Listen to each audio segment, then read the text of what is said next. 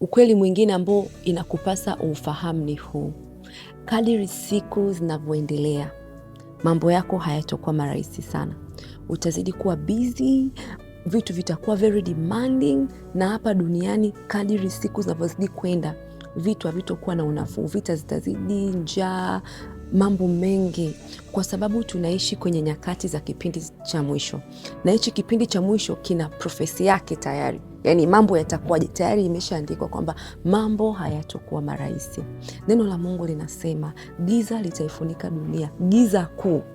Kuna giza kuu, yani giza linazidi, ila kitachotokea ni hichi: kwa sisi watoto wa Mungu, Mungu atatuangazia nuru ya uso wake, utukufu wake utatuangazia, utatuzukia, kwa sababu kutakuwa kuna neema ya Mungu itakusaidia. Mambo yako yatakuwa mepesi.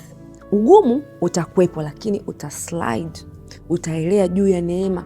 Neema ya Mungu itakubeba, itakufanya upite juu ya mafuriko yoyote, itakufanya upite juu ya moto wowote. Neema ya Mungu itakuhifadhi, itakusaidia. So hardship zitaendelea kuwepo, mambo yatazidi kuwa mengi, ila neema ya Mungu itatutosha, itatutunza, itatulinda, itatuwezesha. So declare grace kwenye maisha yako. Usiache kujiombea neema, usiache kuambia Mungu, niinulie nuru ya uso wako, unihifadhi, unifadhili.